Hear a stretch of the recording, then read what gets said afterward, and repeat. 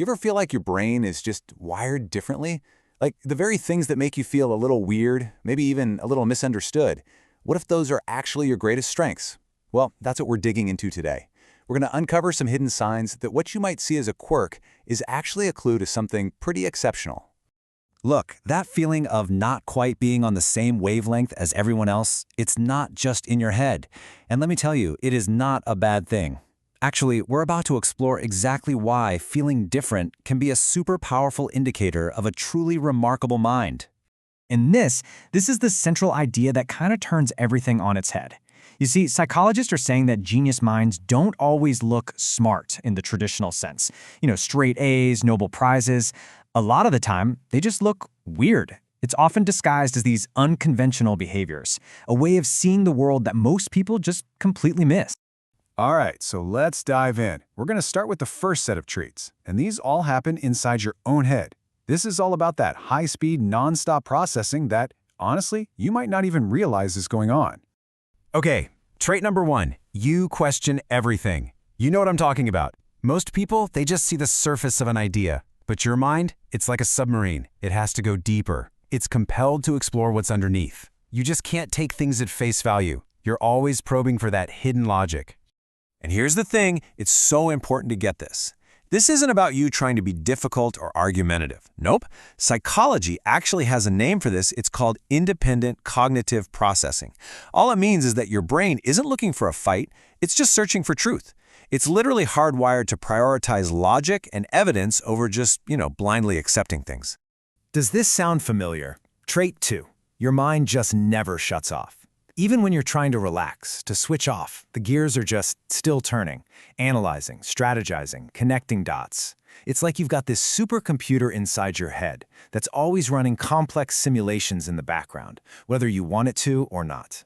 And this is such a crucial reframe. What you've probably been told is overthinking, or maybe even anxiety, well, that's actually your brain operating at a really high level. It's just constantly processing information, running scenarios, and solving problems like 3 steps ahead of everybody else. It's not a flaw, it's a feature. All right, trait number 3 is a big one. You notice patterns that other people just miss, right? In conversations, in data, in how people behave. You're not just seeing isolated little events, you're seeing the whole system underneath it all. The hidden connections that show you what's really going on. And listen, this isn't some kind of psychic power, okay? It's actually a structural difference in how your brain works. It's linked to things like a stronger working memory and a real gift for abstract thinking. Basically, you're able to hold way more variables in your mind at once, which makes it a genuine cognitive superpower. So, if that's what's happening on the inside, how does all that affect the way you interact with the outside world? Well, let's get into the next set of traits. Okay, next up, trait 4. You actually prefer being alone. Now, this gets mistaken for being antisocial or shy all the time, but it's really about managing your cognitive energy. I mean, for a mind that is always on, constant social interaction can be just so draining. Solitude gives you the space you need for that deep, concentrated thought. I love this idea right here. For you, silence isn't loneliness, it's fuel.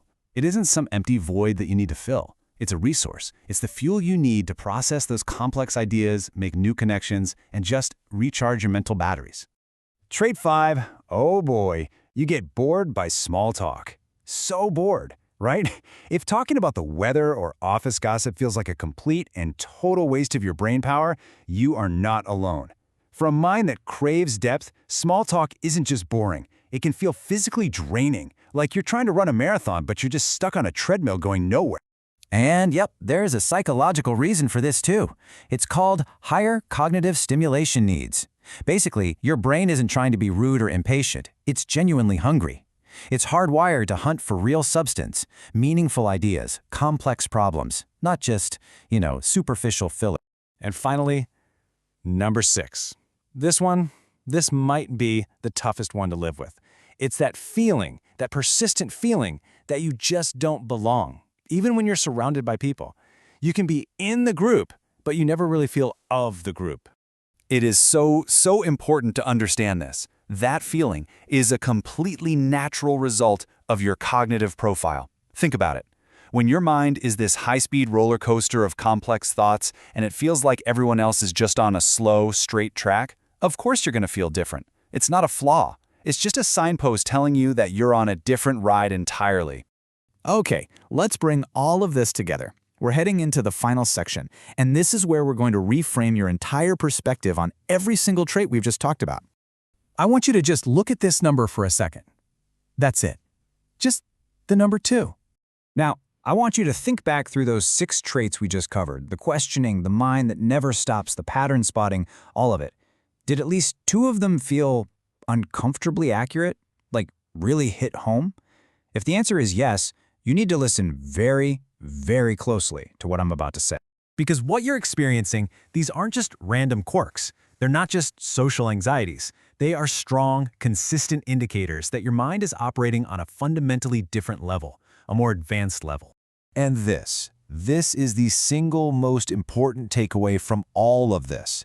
If you have ever felt broken or like an outsider because of these traits, I really need you to let this sink in. You're not broken. You're rare. See, once you understand the why behind how your own mind works, everything changes. That feeling of being lost can finally start to feel like being powerful. It's like before, you were trying to control this wild, powerful horse without understanding it, and you were just getting dragged along. But now, with understanding, you can stop fighting against it and actually start directing all that power. That feeling of being overwhelmed, it starts to feel like command. So this isn't just about feeling understood, right? It's a call to action. Now that you have a much clearer picture of the incredible machine you're working with, the only question left is, what are you going to do with it?